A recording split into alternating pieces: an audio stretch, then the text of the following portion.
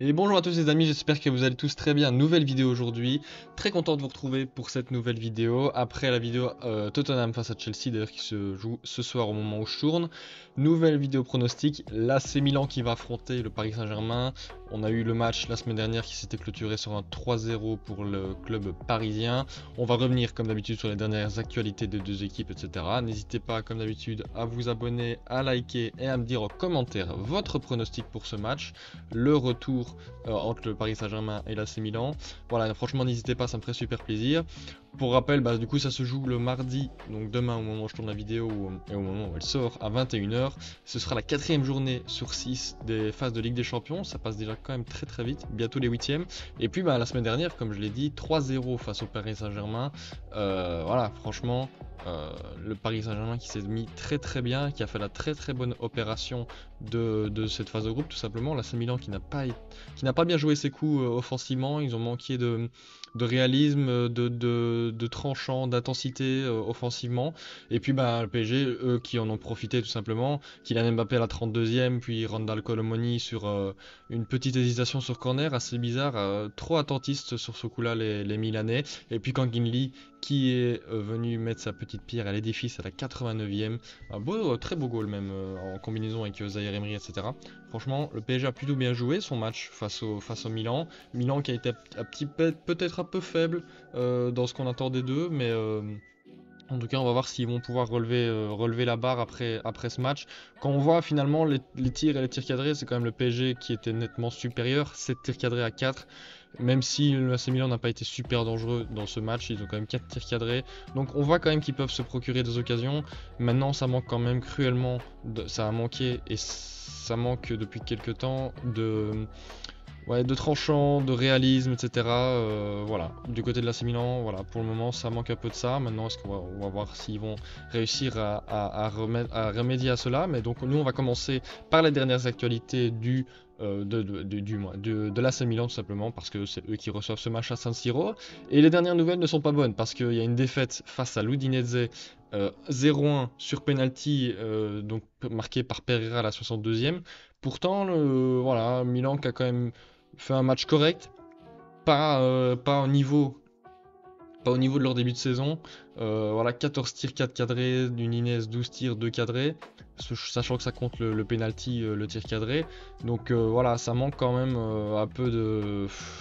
Ouais, pour le moment, ça manque de réalisme. C'est assez, je me répète beaucoup, mais c'est ce qui ressort de ces derniers matchs.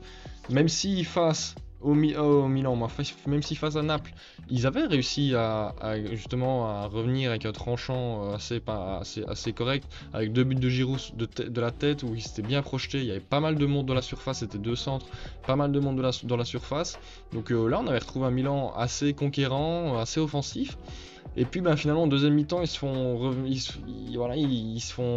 etc. Ils se font rattraper par deux buts. Voilà, Politano, d'ailleurs, c'est un très beau but. Je vous invite à le revoir si vous ne l'avez pas vu. Très très beau but de Politano. Et puis Raspadori sur un coup franc.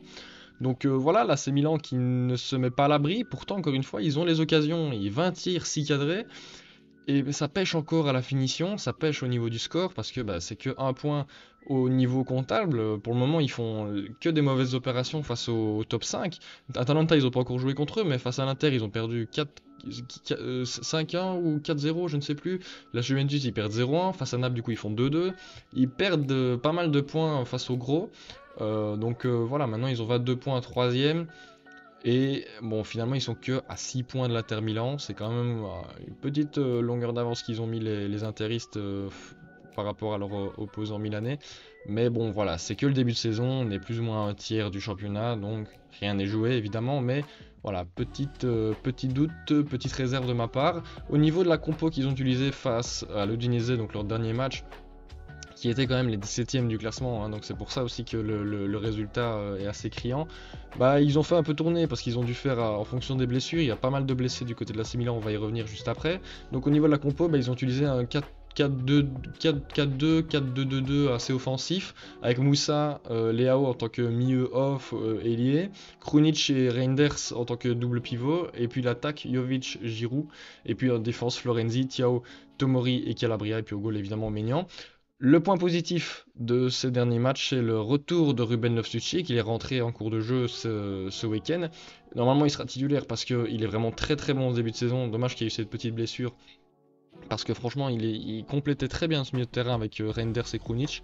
Donc on va voir s'il va pouvoir jouer, en tout cas à quasiment à 100%. Mais en tout cas, au niveau des blessés, ça s'allonge très grandement. Il y avait déjà eu Benasser, il y avait déjà eu Kaloulou, etc. Maintenant, il y a Chukwueze qui est blessé. Il y a Pulisic tout fréquemment. Kier également. Théo Hernandez qui devrait revenir normalement en tant que titulaire face au PSG, mais en tout cas il sera pas à 100%. Donc voilà, franchement, c'est pas le début de saison au niveau des blessures du siècle pour Milan qui, voilà, on espère qu'ils vont retrouver bien vite tous leurs joueurs parce qu'il y a quand même pas mal de joueurs intéressants, même de la rotation et en tant que titulaire comme Pulisic, etc. Donc voilà, moi en tout cas, tout ce que j'ai à dire c'est que au niveau des blessés, donc là c'est par rapport à Who Scored, ils sont plus ou moins raccord avec Transfermarkt, juste que voilà, peut-être Pulisic serait incertain, ça m'étonnerait, voilà. Et Théo Hernandez lui devrait jouer, je pense. Et puis Chukwueze a certains aussi et Kier a certains. On verra bien qui pourra être aligné. Donc moi, si je corrobore avec la formation de WhoScored, j'ai mis Hernandez du coup à gauche, Tomori et Thiaw en défense centrale, Calabria à droite, et puis au milieu j'ai mis Reinders, Krunic et Loftus-Cheek. En attaque j'ai mis Leao, Giroud, Okafor du coup à droite parce qu'il y a ni Chukwueze, enfin un certain Chukwueze et Pulisic, et puis au goal j'ai mis Mignon tout simplement. Donc voilà, on va pouvoir partir avec le PSG, c'est parti les amis. Petit aparté juste avant cela, oui j'ai oublié de le mentionner, au niveau du classement de Ligue des Champions, là on va juste se focaliser sur les intérêts du Milan pour ce match.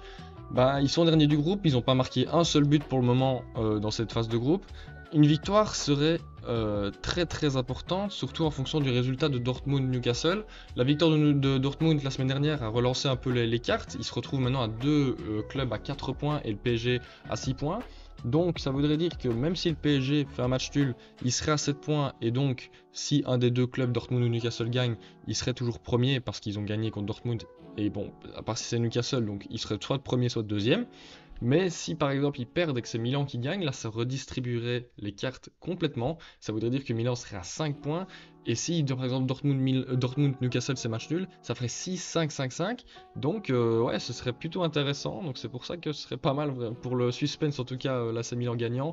Et puis voilà, si Paris gagne, voilà, ils seront officiellement, enfin officiellement non, mais en tout cas ils y mettront un pied et demi en huitième de finale. Donc ouais, franchement, le Paris Saint-Germain qui a quand même bien joué pour le moment sa phase de groupe. Et donc nous on va partir tout simplement avec le Paris Saint-Germain qui, comme j'ai dit, joue très bien sa phase de groupe, mais pas que. Depuis sa défaite à Newcastle, ils enchaînent les victoires. Ici encore une fois face à Montpellier 3-0. Kangin Lee à la 10e sur une super phase de jeu avec une belle passe de encore une fois d'Hakimi qui a bien joué en 1-2 avec Dembélé. Franchement ce côté droit s'anime très très bien avec Dembélé. Puis encore une fois Warren Zaïre-Emery qui vient mettre son goal, un magnifique but aussi en relais encore une fois avec Dembélé je crois. Et puis Vitinha à la 66e, un très beau but également, passe en retrait, belle frappe de Vitinha. Franchement on sent que maintenant il commence à vraiment prendre, voilà, le PSG prend ses marques, chaque joueur commence à comprendre comment il doit jouer, où il doit se placer, etc. Donc ça devient vraiment intéressant le PSG, et on voit encore une fois une nette domination de la part des hommes de Luis Enrique, 21 tirs, 10 cadrés, franchement c'est quand même assez énorme dans un match, 71% de possession, bon ça c'est habituel maintenant avec le PSG, et puis voilà, franchement, qu'est-ce que j'ai à dire de plus sur ce PSG là en Ligue 1? Rien d'autre que finalement ils sont quand même deuxième avec un point de retard sur Nice et une longueur d'avance sur Monaco. Nice qui n'a pas encore perdu, c'est franchement un bon début de saison aussi des Niçois, et puis Monaco qui sont juste derrière. Reims 4ème, c'est quand même pas mal. Mais en tout cas au niveau du PSG, c'est quand même la meilleure attaque du championnat, la meilleure défense.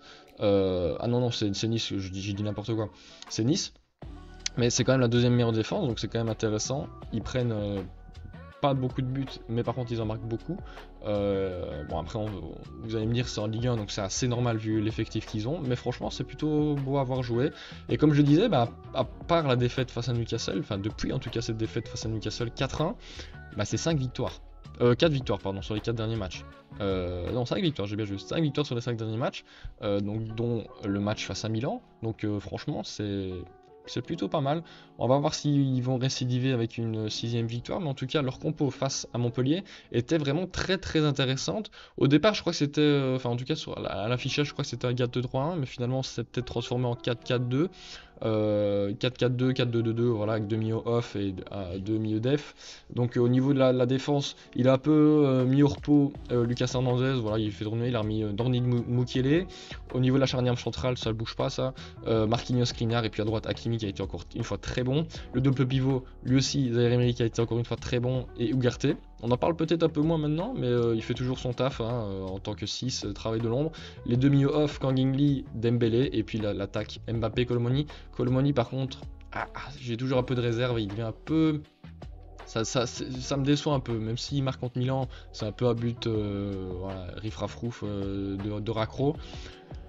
Voilà, au niveau du jeu, il est vraiment pas exceptionnel. Moi, je préfère un Gonzalo Ramos dans ce rôle-là. Donc voilà, au niveau des blessures, selon WhoScored, encore une fois, Keylor Navas, donc bon, c'est pas non plus très grave, à part si Donnarumma venait à se blesser, mais en tout cas, voilà, c'est pas non plus hyper grave. Asensio, toujours blessé, Nuno Mendes également. Kipembe, il est plus blessé, mais en tout cas, il ne serait pas joué, mais il revient tout doucement de blessure, tout simplement, il se rentraîne, etc. Rico, lui, on sait. Et puis Danilo Pereira qui s'est blessé face à Brest, je crois, ou face à Montpellier, je ne sais plus. C'est soit cette semaine, soit la semaine dernière. Mais je crois que c'est contre Brest qui s'est blessé. Donc voilà, c'est un joueur de rotation, c'est dommage de l'avoir perdu parce que c'est quand même un bon joueur pour jouer en Ligue 1, mais bon, Temer il va revenir. Au niveau de ma compo, je suis parti plus ou moins sur la même chose.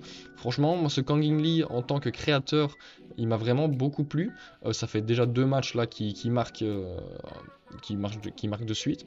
Au niveau de la défense, j'ai mis, voilà, on va pas se mentir, Hernandez, Marquinhos, Skriniar, Hakimi. Les doubles pivots, Zaïre-Emery, Ugarte, ça je ne bouge pas. Franchement, Zaïre-Emery, il est vraiment très très très très intéressant à son âge.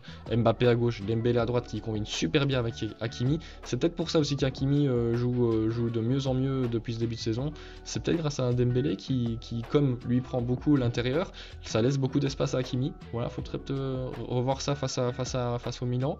Et puis bah en tant que créateur, donc j'ai dit Kang Lee en tant que numéro 10, c'est peut-être lui le mieux créateur que attendait le PSG depuis ce début de saison, parce qu'on sait bien qu'ils avaient eu du mal face au bloc bas en début de saison en Ligue 1, il n'y avait pas cette petite touche de folie de création. Peut-être que c'est lui parce qu'il a quand même fait un très bon, je sais plus ce que c'était, mais avec la Corée du Nord, qui l'a empêché de faire son service militaire pendant 2 ans, je crois. Je sais plus exactement le nom de la compétition, mais en gros il a joué avec son pays, la Corée du Nord.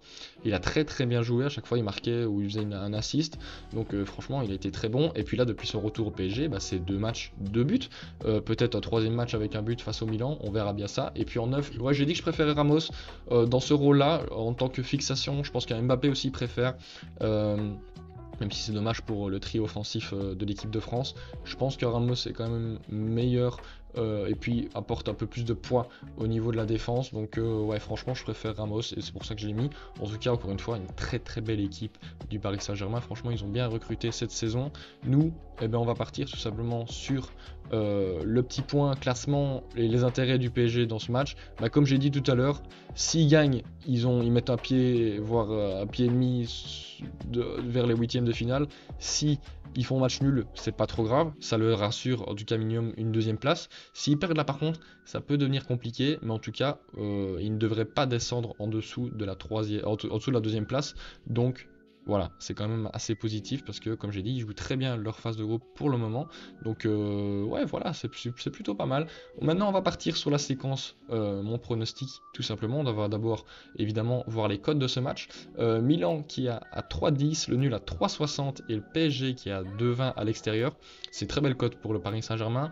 Peut-être que la venue enfin le retour de Loftus-Cheek va peut-être jouer un rôle au milieu de terrain. Peut-être que Luis Enrique va préférer mettre 3 milieux plus défensif pour contrecarrer tout simplement ce milieu à 3 très très offensif du Milan avec Loftus-Cheek et Reinders qui ont du ballon. Franchement, c'est des bons milieux de terrain. Voilà, peut-être que ce sera comme ça.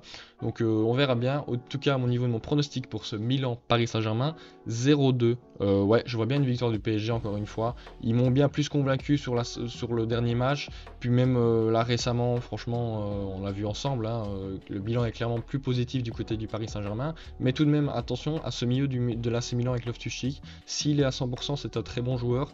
Et si Leao retrouve son réalisme et son jeu qu'il avait la saison passée et qu'il avait au début de saison, mais là, il retrouve un peu...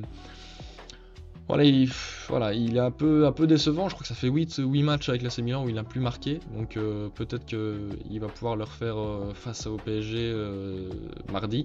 Mais en tout cas, au niveau des buteurs, bah, j'ai mis évidemment Mbappé qui est quand même le meilleur buteur du PSG de cette saison avec 10 buts, je crois. Et j'ai mis Gonzalo Ramos. Voilà, franchement, j'y crois à ce Gonzalo Ramos, pardon. J'y crois vraiment, j'aimerais vraiment qu'il marque. C'est un bon joueur selon moi. Et puis, bah voilà, les amis, franchement, j'ai rien à dire de plus. Dites-moi peut-être si j'ai oublié quelque chose en commentaire que vous voulez me partager, n'hésitez pas. N'hésitez pas aussi à me dire en commentaire votre pronostic de ce match. Franchement, ça m'intéresse très très grandement, voir un peu comment vous allez vous situer avec bah, tout simplement les venues, les dernières actualités, etc. que j'ai exposées dans cette vidéo, qu'on a vu. Donc voilà, c'est la fin de cette vidéo. Je vous dis à très très bientôt pour une nouvelle vidéo. N'hésitez pas à liker et à vous abonner. Ciao!